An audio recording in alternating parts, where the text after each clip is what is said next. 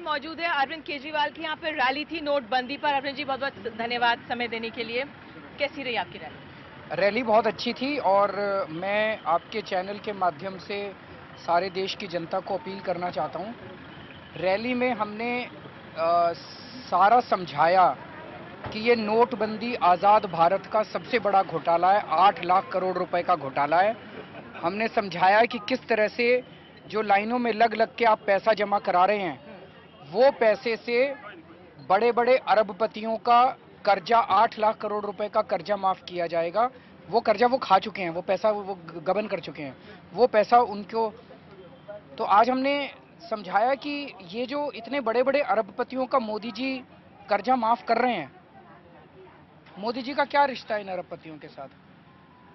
आज एक भाई भाई का काम नहीं करता तो कहीं बहुत बड़े स्तर पे पैसे का लेन देन तो नहीं हो रहा और जनता बेवकूफ़ बन रही है। तो मैं सबसे निवेदन करता हूं कि टीवी चैनलों की अपनी मजबूरियां हैं, कई मजबूरियों की वजह से वो सब कुछ नहीं दिखा पाते। हमारी रैली की सारे कागज़ों के साथ आज हमने खुलासा किया है। आप मेरे फेसबुक पेज पे जाइएगा और उसका खूब सोशल मीडिया के जरिए हम पूरे देश में प्रचार करते हैं।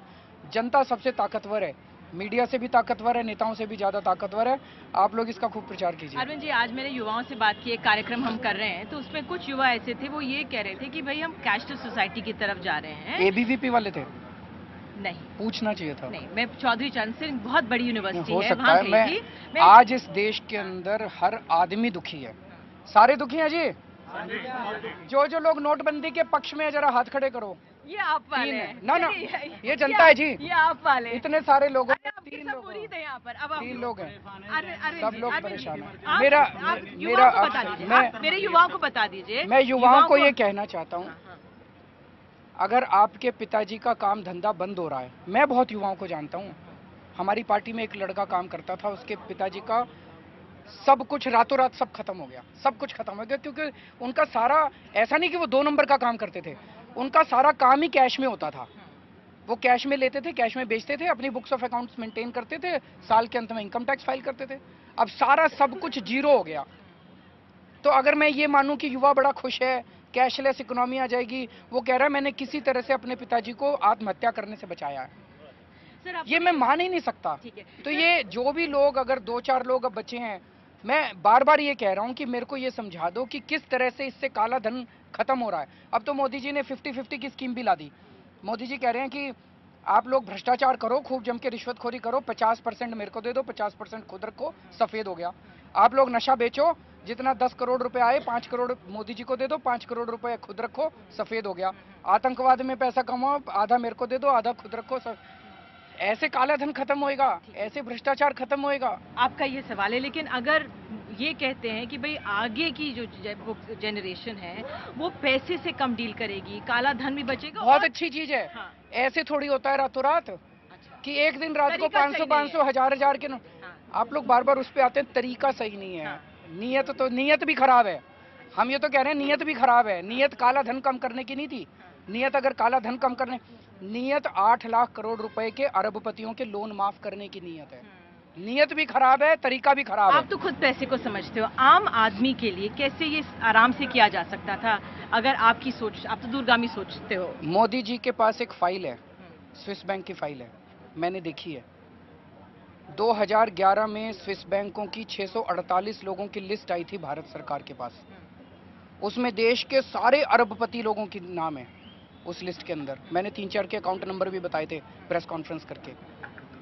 648 लोगों में से 100 लोगों को जेल भेज दे शाम तक मोदी जी, देखो काला धन कम ना हो जाए। बट ये भी काला धन तो कम, जो लोग काला धन, आज अभी आया, मुकेश अंबानी जी ने स्वागत किया इनकी स्कीम का, अडानी ने स्वागत किया है, विजय माल्या ने स्वागत किया है।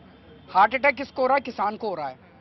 हार्ट अटैक किसको होना चाहिए था? अमीरों को हार्ट अटैक होना चाहिए था। अमीर तो स्वागत कर रहे हैं, खुश हो रहे हैं। अरविंद जी, जब सत्ता में विपक्ष भी रहते हैं तब आरोप लग जाते हैं, लेकिन जब सत्ता में आते हैं तो मुश्किल हो जाती है। अब ये सरकार का ये कहना है कि वो जो लिस्ट है विदेशों में काले धन की, भाई वो और सरकारें हैं, वो कैसे फिर डील करेंगी?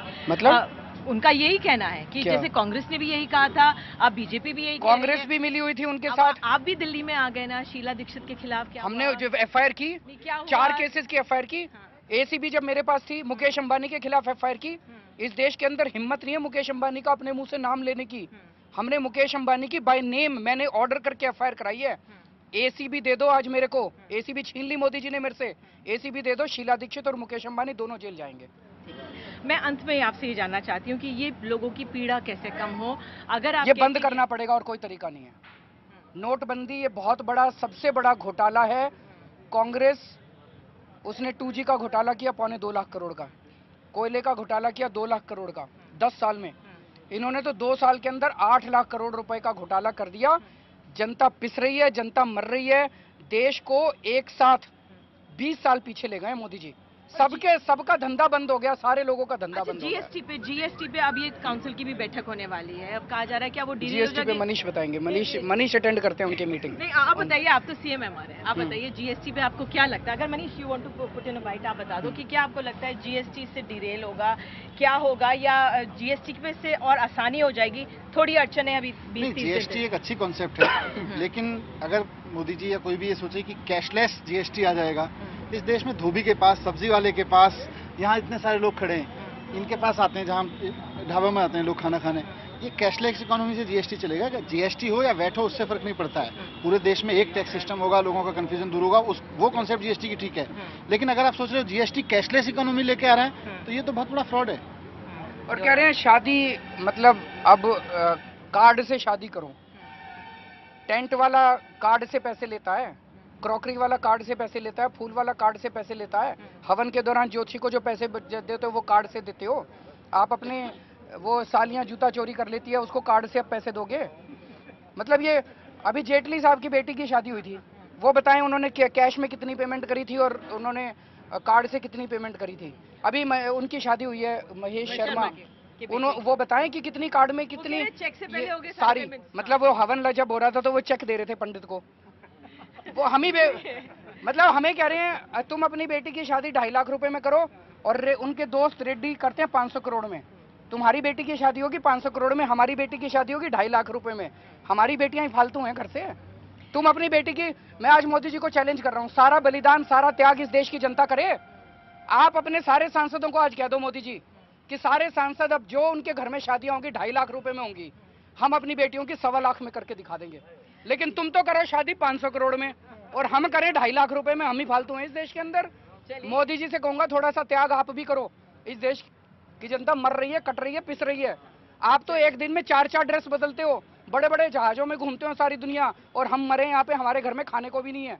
आप भी अपनी ड्रेस जो है दिन में एक बदला करो। अरविंद